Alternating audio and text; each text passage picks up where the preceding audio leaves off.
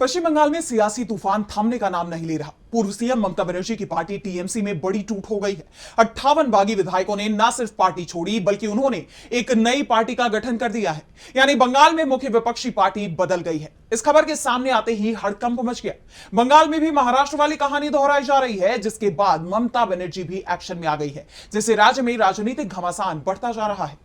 देखिए ये रिपोर्ट। पश्चिम बंगाल की सबसे बड़ी विपक्षी पार्टी टीएमसी में दो फाड़ हो गया है। टीएमसी के 58 बागी विधायकों ने ऐलान कर दिया है कि असली टीएमसी वे ही हैं।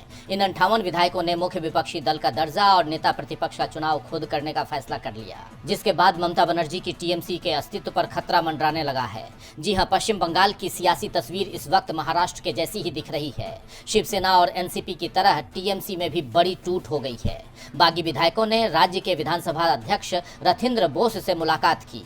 उन्हें एक खत भी सौंपा, जिसमें लिखा है कि टीएमसी से निकाले गए विधायक ऋतुव्रत बनर्जी ही हमारे विधायक दल के नेता हैं, जबकि जावेद खान, संदीपन साहा और सिउली साहा को उपनेता बताया गया है।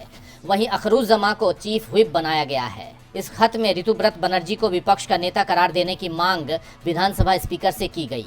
आश्चर्यजनक है कि स्पीकर ने बागी विधायकों की मांग तुरंत स्वीकार कर ली। उन्होंने बागी टीएमसी को विपक्ष की पार्टी के तौर पर भी मान्यता दे दी।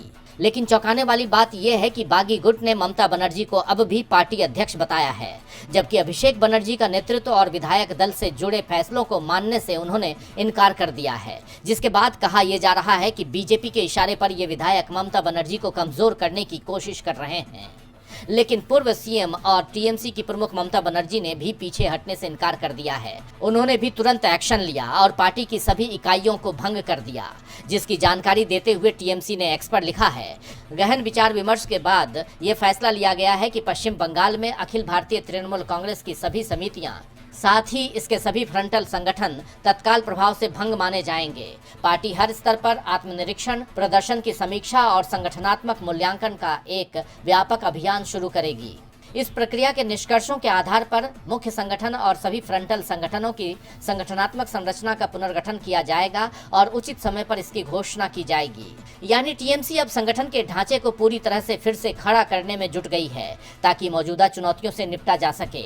इन सब के बीच बीजेपी सवालों से घिर गई है। उस पर विपक्ष को कमजोर करने के आरोप लग रहे हैं। टीएमसी ही नहीं बल्कि कांग्रेस का भी कहना है कि ये सब कुछ बीजेपी के इशारे पर हो रहा है। कांग्रेस नेता अधीर रंजन चौधरी ने कहा, डर के मारे बीजेपी पार्टी के सामने नतमस्तक आत्मसमर्पण कर रहे हैं, क्योंकि पहले तो बीजेपी पार्टी के साथ ईडी और सीबीआई थी, अभी तो सीआईडी भी आ गए, बंगाल के पुलिस भी आ गए। ये डर के मारे बचना चाहते हैं। बहरहाल अब पश्चिम बंगाल की सियासत में उठा ये तूफान कहां जाकर थमता है? क्या टीएमसी का बागी गुट ममता की टीएमसी की जड़ें उखाड़ने में कामयाब हो पाएगा, या ममता बनर्जी के आगे वो सरेंडर हो जाएगा? ये देखना होगा।